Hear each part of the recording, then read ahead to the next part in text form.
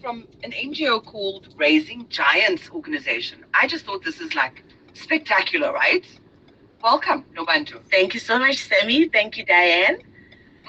Let's get into it. Let's get into it. How was your weekend, by the way? Yeah.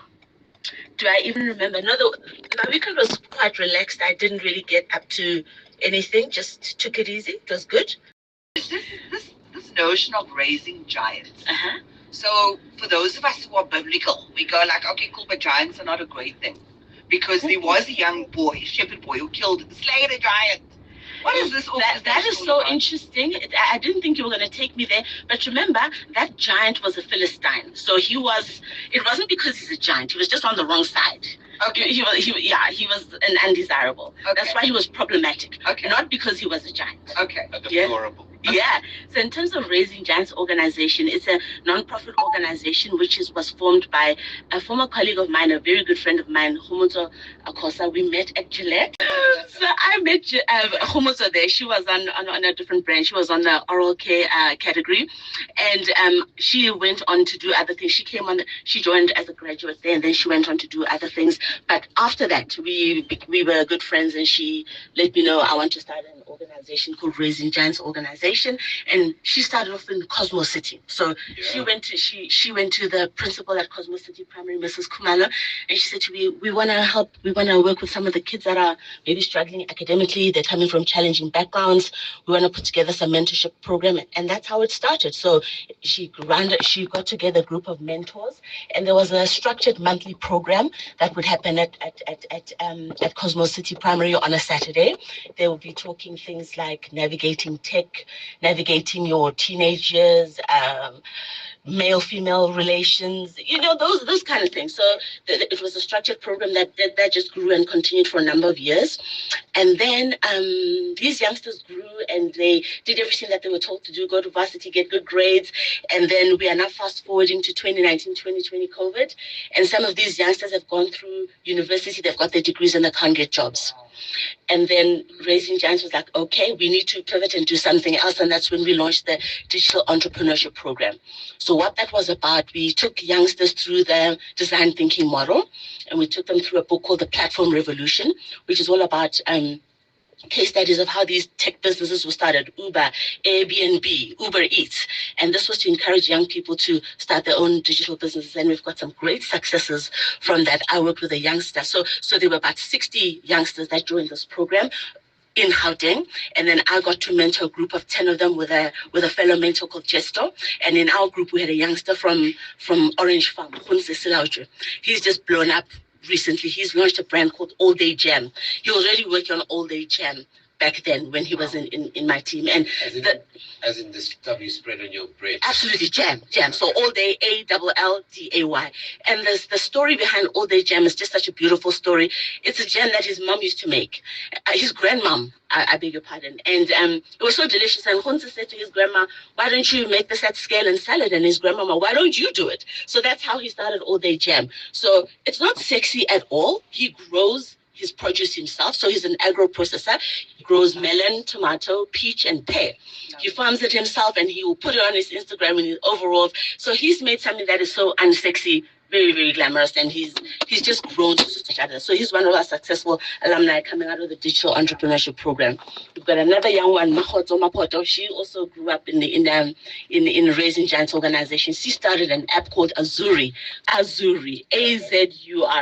So the Azuri app, think about it as an Uber for your makeup artists that are informal, your hairdressers, your stylists, your beauty therapists. So she's building this app so that she can help. I know, right? And she's received awards for that.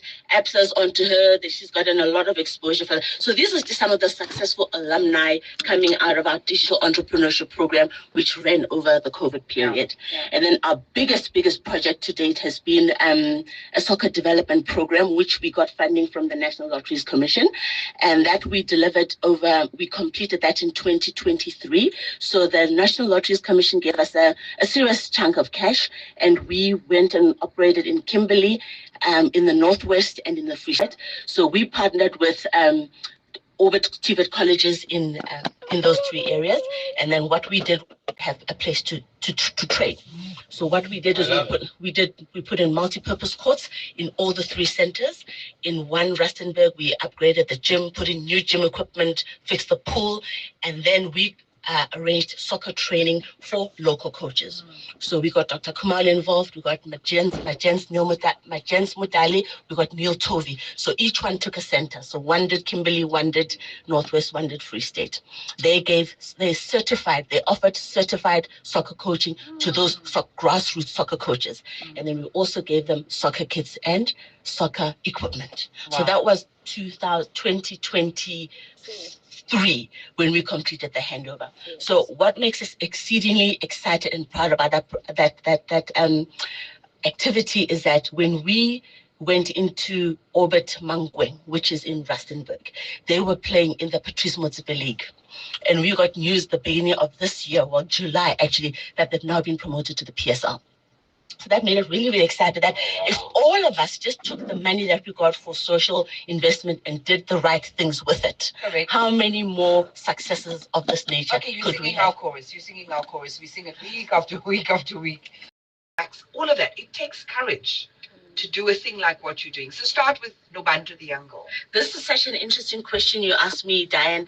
And what I want to say is my conclusion to answer your questions, that all the stuff that I've done before. So I've spent most of my time in supply chain management and logistics, mostly here in business development roles, and also in the classical marketing where you've met me.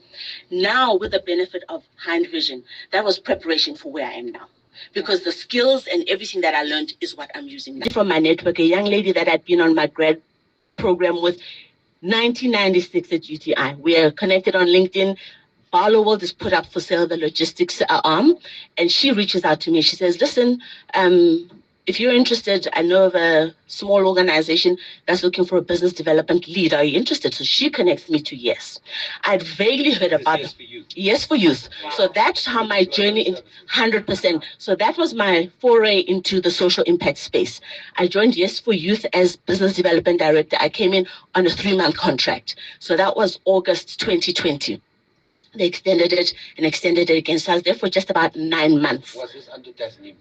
Tashmia Ismail Sawal, yes, Dr. Tashmia Ismail Sawal, 100%. She was the founding CEO of Yes. So that's who I was reporting to, Yes. So I came in as business development director and I learned so much about CSI. But remember, that was the formal part, me working there on a formal basis. But I've always had NPOs in my orbit. Talk about this Raising Giants organization. Talk about Mandy Chinasamy from Youth Celeb. Talk about my parents who, when we were living in Zim, were involved with World Vision and sponsoring little kids. And they would give us the pictures and we'd choose which kid we're going to sponsor and we'd see the letters. So it's always been in my orbit. But in terms of formal involvement and working for them, Yes was my first place where I really, really got to understand the dynamics and the players and the amount of money that South African corporates ring fence for CSI and just how much corporate goodwill there is for CSI in South Africa. Luckily, that's probably why, like for you, social TV is such an important keg in the wheel in South Africa.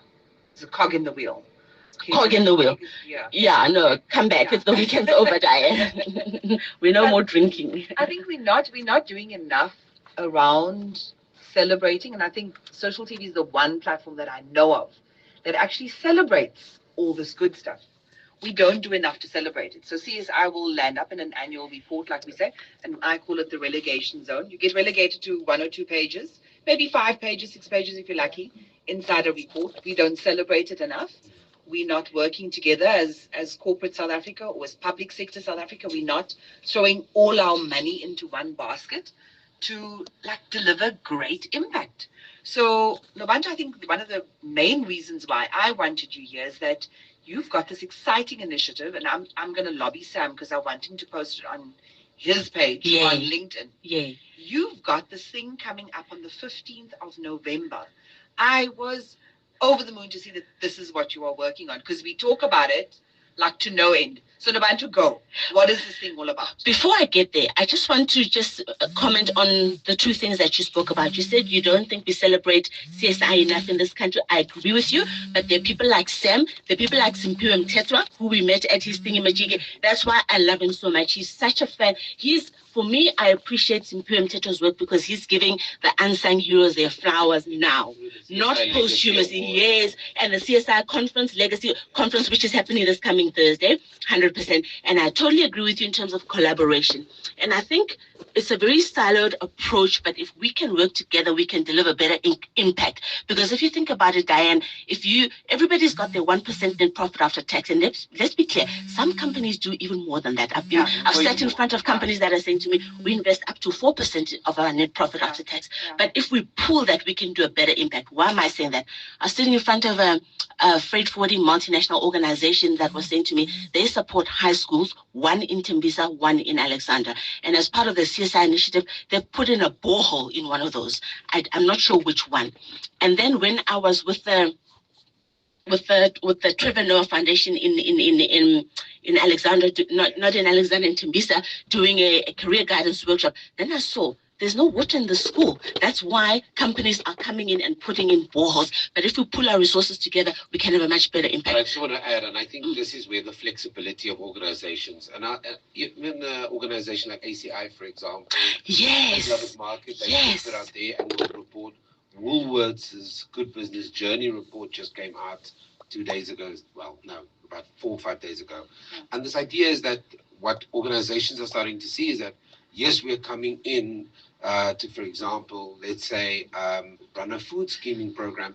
Then we realize there's psychosocial support that's needed at the school. Correct. So then they partner with like a community keepers or something. Then they realize, but hold on, there's enough space here to put in a garden system. Then they partner with Nashua and they put in all food for trees for Africa. And they partner. So it's a lot of that kind of organizations have their flagship programs, but once they're on the ground, they realize, what's the point of doing this if that is a huge issue? Absolutely. And just staying in the schools, what's the point of putting in a library if the kids are hungry? You need to make sure that there's a nutrition program first, because the kids are going to stay in school. Make sure that there's a borehole and water, because then the kids are going to come to school, and then bring in all these other things. The only difference I want to quickly add is that in the past, an NGO or business would have thought, well, I need to do that. They've become smarter to realize, if we are doing the computer class, like a My Way, for example, we don't have to take care of the food. Let's go find a like-minded partner. Absolutely. Who could come in. Absolutely, Sam. Absolutely. Can I go back to her question now? I need this question to be answered, guys. And Sam, you're going to like go, Nobantu. And your mom's getting go. So we're putting together a governance masterclass, and we're inviting our peers to come and listen to us in terms of, not because we're the experts, but because we've learned quite a lot, especially with this National Lotteries Commission project that we did. We finished it. So I got called in by Homozo after the funding was secured, and she said to me, I want you to come in and take care of the reporting requirements for the NLC. They're not stringent at all. They tell you what templates to complete. It's easy if you know what to do. So I came in and I did that. We submitted everything. Last year, June, we got called in for a forensic audit. We underwent that forensic audit. We passed with flying colors because we had built in compliance into our program. One of the critical things that we did, we set up a legal trust account with one of the attorneys here, and we got authorization from the National Lotteries Commission that we were going to do that. There was a steer code, there was proper approval, there was proper documentation, everything was proper about board. But what we learned was that some of the other NPOs that received money with us, they didn't meet they didn't successfully meet those requirements. So it just showed to us that there's a huge need here. There's some people that come into this space for nefarious reasons. There's nothing we can do about that. But a lot of people do not come in with a commercial understanding. Yes, to understand what to do. So that's the purpose of the Governance Masterclass. So we're going to go through stakeholder engagements. What is it that stakeholders want from NPOs? And if you understand where you stand from a compliance point of view, because if anything goes wrong in your organization and they're associated with you, there's reputational damage to the corporate brand. And companies are becoming more and more concerned about that. Some are even expecting NPOs to take insurance against that, right? Wow. It's a big deal. Wow. NPOs need to be very mindful because corporates want to work with you. They're waiting for you to come and ask them for money, Yeah. but you got to come correct. Yeah. And you got to give them those assurances that you're going Yeah. to be responsible and deliver on what you said you're going to do. Yeah, so I think it's so important. I mean, if you look at business models, for example, of NPOs, and again, it's one of those discussions we constantly have, is that you can't continue, it's not sustainable to have an NPO that works with a donation model. So we are looking for, and we constantly are looking to engage NPOs that have come at least close to developing, whether it is a social enterprise model, whatever it is, for it to become sustainable. I'm so glad you went that way, Diane, because that is exactly why we're doing the masterclass. Because this is how we want to generate funds for our NPO. The big project that we want to do now is to get youngsters coming from rural areas and bring them in and put on leadership camps for them once a quarter in the country. So we've done our recruitment nationwide. We've had youngsters sending us some incredible stuff about what they want to do in the communities. So the option is we can go to corporates and ask for donations, or we can raise money ourselves. Our headline sponsor for this masterclass is Coney Elevators. Yeah. So when we sat in front of them at the end of last year, we said, this is what we want to do. We want to do camps, but we understand Sam, that. that's the Finns. What do you mean? Coney Elevators. Yeah. Yeah. You mean where they come from? Yeah. From Finland. That's you and Sam code. Yeah. Finnish.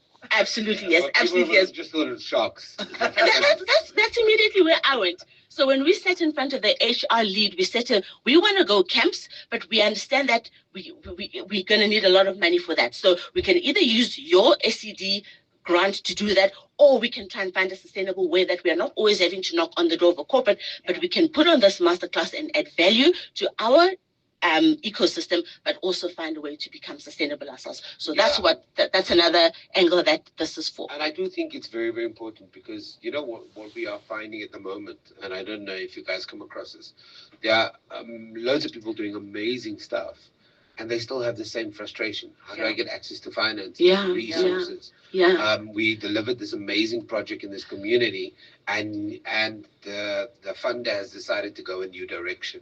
Yeah.